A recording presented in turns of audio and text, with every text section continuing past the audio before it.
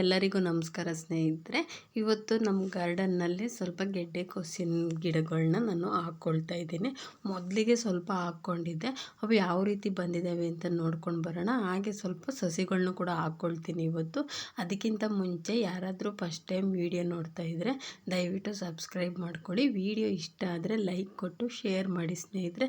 ದಯವಿಟ್ಟು ಒಂದು ಲೈಕ್ ಕೊಡೋದಂತೂ ಮರಿಬೇಡಿ. ನೋಡಿ, ನಾನು ಇದನ್ನು ಫಸ್ಟ್ ಸ್ಟಾರ್ಟಿಂಗ್ ಹಾಕ್ಕೊಂಡಿದ್ದೆ. ಇವಾಗ ಒಂದೊಂದು ಮೊದಲನೆಯ ಇದಕ್ಕೆ ನಾನು ಮಧ್ಯದಲ್ಲೆಲ್ಲ ಏನಕ್ಕೆ ಹೂವಿನ ಗಿಡಗಳನ್ನ ಹಾಕಿದ್ದೀನಿ ಅಂತಂದರೆ, ತುಂಬ ಚಿಕ್ಕ ಸಸಿಗಳಿತ್ತು, ಬಿಸಿಲು ಜಾಸ್ತಿ ಇರೋದ್ರಿಂದ ಗಿಡ ಒಣಗೋಗ್ಬಿಡ್ತವೆ ಅಂದ್ಬಿಟ್ಟು ಅಲ್ಲೇ ಒಂದೊಂದು ಹೂವಿನ ಗಿಡಗಳನ್ನ ಹಾಕ್ಕೊಂಡಿದ್ದೆ. ಇಲ್ಲಿ ಎಲ್ಲ ಬೀಟ್ರೋಟ್ನ ಹಾಕ್ಕೊಂಡಿದ್ದೀನಿ. ನೋಡಿ, ಬೀಟ್ರೋಟು ಕೂಡ ಚೆನ್ನಾಗಿ ಬಂದಿದ್ದಾವೆ. ಈಗ ಇದನ್ನು ಹಾಕಿ ನಾನು 1 ತಿಂಗಳಾಗಿದೆ ಅಷ್ಟೇ, ಜಾಸ್ತಿ ಆಗಿಲ್ಲ.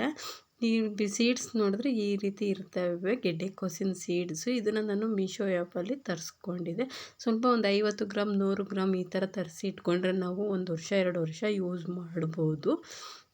ಇಲ್ಲಿ ಸೊಪ್ಪಿನ ಬೀಜದ ಜೊತೆ ಮಿಕ್ಸ್ ಆಗಿಬಿಟ್ಟಿದ್ದವು ಸ್ವಲ್ಪ ಗೆಡ್ಡೆಕೋಸಿನ ಸೀಡ್ಸು.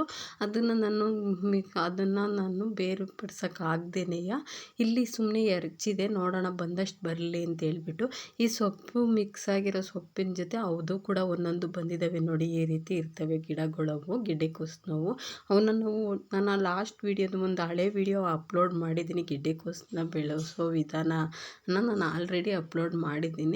ಹೋಗಿ ನನ್ನ ವೀಡಿಯೋಗೆ ಹೋಗಿ ನೋಡಿ, ನನ್ನ ಚಾನಲ್ನಲ್ಲಿ ಆ ವಿಡಿಯೋ ಸಿಗುತ್ತೆ, ಗೆಡ್ಡೆಕೋಸು ಬೆಳೆಸುವ ವಿಧಾನ ಅಂತ. ಆ ಗೆಡ್ಡೆಕೋಸಿನಲ್ಲಿ ಇವಾಗ ನಾನು ತೋರಿಸ್ತಾ ಇದ್ದೀನಿ. ನೀವೊಂದು ಸಲ ಹೋಗಿ ಚೆಕ್ ಮಾಡಿಕೊಡಿ ಯಾವ ರೀತಿ ಬಂದಿದ್ದಾವೆ. ಅವು ನಾವು ಒಟ್ಲು ಹಾಕಿದ್ರೆ ಯಾವ ರೀತಿ ಬರ್ತವೆ ಗಿಡಗಳು, ಆಮೇಲೆ ನಾವು ಯಾವ ರೀತಿ ಹಾಕ್ಕೋಬೋದು ಅಂತ ನೀವು ನೋಡ್ಬೋದು ಆ ವಿಡಿಯೋದಲ್ಲಿ. ನಾನು ಇವಾಗ ಮಿಕ್ಸ್ ಆಗಿದ್ವಲ್ಲ ಸೊಪ್ಪಿನ ಜೊತೆ ಅಂತ ಹೇಳ್ಬಿಟ್ಟು ಇನ್ನೊಂದು ವಿಡಿಯೋ ಮಾಡ್ತಾಯಿದ್ದೀನಿ. ಅದೇ ರೀತಿಯೇ ನೋಡಿ, ಈ ರೀತಿ ಇಷ್ಟು ಸಸಿಗಳು ನನಗೆ ಸಿಕ್ಕಿದ್ದಾವೆ. ಅದು ಸೀಡ್ಸ್ನ ನಾನು ಬೇರ್ಪಡ್ಸೋಕ್ಕಾಗಲಿಲ್ಲ ಅಂದ್ಬಿಟ್ಟು ಸುಮ್ಮನೆ ಎರಚಿದೆ. ಇರಲಿ, ಬಂದರೆ ಹಾಕ್ಕೊಳ್ಳೋಣ ಅಂತ ಹೇಳ್ಬಿಟ್ಟು ಎಲ್ಲ ಸಸಿನೂ ಬಂದಿದ್ದಾವೆ. ಇವಾಗ ನಾನು ಇಲ್ಲೇ ಮಧ್ಯದಲ್ಲಿ ಗ್ಯಾಪಲ್ಲಿ ಒಂದೊಂದೇ ಹಾಕ್ಕೊಳ್ತೀನಿ. ಇಲ್ಲೆಲ್ಲ ಇದೆ ಬೀಟ್ರೋಟ್ ಗಿಡಗಳನ್ನ ಹಾಕಿದ್ದೀನಿ. ಆ ಮಧ್ಯದಲ್ಲಿ ಇದನ್ನು ಒಂದೊಂದು ಹಾಕ್ಕೊಳ್ತೀನಿ. ಈಗ ರಾತ್ರಿ ಮಳೆ ಚೆನ್ನಾಗಿ ಬಂದಿರೋದ್ರಿಂದ ಗಿಡ ಬೇಗ ಒಣಗೋದಿಲ್ಲ, ಏಕೆಂದರೆ ತಂಪಾಗಿರುತ್ತಲ್ವ ನೆಲ, ಅದರಿಂದ ಗಿಡ ಒಣಗೋದಿಲ್ಲ. ಇವಾಗ ಸ್ವಲ್ಪ ಮೋಡನೂ ಇದೆ, ಜಾಸ್ತಿ ಬಿಸಿಲಿಲ್ಲ. ಇದನ್ನು ನಾವು ಹಾಕೋಬೇಕು ಅಂತಂದರೆ ಮೋಡ ಅಥವಾ ಮಳೆ ಇದ್ದರೆ ಆ ಟೈಮಲ್ಲಿ 1-2 ದಿನ ಬಿಸಿಲು ಹೊಡಿಲಿಲ್ಲ ಅಂದರೆ ಗಿಡ ಆರಾಮಾಗಿ ಹತ್ಕೊಬಿಡ್ತವೆ, ಅವು ಹಾಳಾಗೋದಿಲ್ಲ. ಒಂದೊಂದು ಬಿಸಿಲು ಜಾಸ್ತಿ ಆದರೆ ಗಿಡಗಳು ಒಂದು ಸ್ವಲ್ಪ ಬಲ್ತಿರೋ ಗಿಡಗಳನ್ನ ಹಾಕೋಬೇಕು, ಆವಾಗ ಗಿಡ ಒಣಗೋದಿಲ್ಲ. ನಾವಿವಾಗ ತುಂಬ ಚಿಕ್ಕ ಸಸಿ ಹಾಕೋದ್ರಿಂದ ಗಿಡ ಬಿಸಿಲು ಜಾಸ್ತಿ ಆದರೆ ಗಿಡ ಒಣಗೋಗ್ಬಿಡ್ತವೆ. ನಾನು ಈ ರೀತಿ ಇದ್ದಾಗಲೇ ಹಾಕ್ಕೊಳ್ತಾ ಇದ್ದೀನಿ. ಇವತ್ತು ಮಳೆ ಬಂದಿತ್ತು ನೈಟು, ಅದಕ್ಕೆ ಬೆಳಗ್ಗೆ ಎದ್ದು ಈ ರೀತಿ ಹಾಕ್ಕೊಳ್ತಾ ಇದ್ದೀನಿ. ನೀವೇನಾದರೂ ಹಾಕ್ಕೋಬೇಕು ಅಂತಂದರೆ ಸೀಡ್ಸ್ನ ನೀವು ಮೀಶೋದಲ್ಲಿ ತೊಗೊಳ್ಳಿ. ಮೀಶೋದಲ್ಲಿ ಕಮ್ಮಿ ರೇಟಿಗೆ ಸಿಗುತ್ತೆ. 50 ಗ್ರಾಮ್ 100 ಗ್ರಾಮ್ ಈ ರೀತಿ ತೊಗೊಂಡ್ರೆ ನಾವು 1-2 ವರ್ಷನಾದರೂ ಯೂಸ್ ಮಾಡ್ಬೋದು. ನಮ್ಮ ಗಾರ್ಡನ್ಗಳಲ್ಲಿ ನಾವು ಮನೆ ಹತ್ರ ಹಾಕ್ಕೊಂಡ್ರೆ ನಮಗೂ ಡೈಲಿ ತಿಂಡಿಗಾಗಿರ್ಬೋದು, ಸಾಂಬಾರಿಗಾಗಿರ್ಬೋದು, ಯಾವುದಕ್ಕಾದ್ರೂ ಒಂದಕ್ಕೆ ಯೂಸ್ ಆಗೇ ಆಗುತ್ತೆ. ಡೈಲಿ ಹಸಿ ತರಕಾರಿ ತಿನ್ನೋರ್ಗಂತೂ ಇದು ತುಂಬಾ ಯೂಸ್ಫುಲ್ ಅಂತ ಹೇಳ್ಬೋದು. ನಾವು ಹಸಿ ತರಕಾರಿಗಳ್ನ ಬೆಳೆಯೋದ್ರಿಂದ ಮನೆ ಹತ್ರನೇ ನಾವು ಬೆಳ್ಕೊಬೋದು. ಮೂಲಂಗಿ ಗಿಡಗಳನ್ನ ಸ್ವಲ್ಪ ಹಾಕ್ಕೊಂಡಿದ್ದೆ, ಇದನ್ನು ಕೂಡ ನಾನು ಒಟ್ಲು ಹಾಕ್ಕೊಂಡೇ ಹಾಕ್ಕೊಳ್ಳೋದು. ಒಂದೊಂದು ನಾವು ಒಂದೊಂದು ಅಂತರ ನೋಡ್ಕೊಂಡು ಹಾಕ್ಕೋಬೇಕು.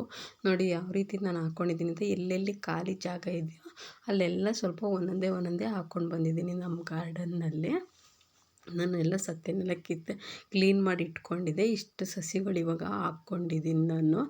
ಎಲ್ಲ ಬೀಟ್ರೋಟು, ಗೆಡ್ಡೆಕೋಸು, ಮೂಲಂಗಿ ಇದೆಲ್ಲ ನಮ್ಮ ಗಾರ್ಡನ್ನಲ್ಲೇ ನಾನು ಬೆಳ್ಕೊಳ್ತೀನಿ. ಎಲ್ಲ ಎಷ್ಟು ಚೆನ್ನಾಗಿ ಮೊದಲು ಹಾಕಿದವೆಲ್ಲ ಬಂದಿದ್ದಾವೆ.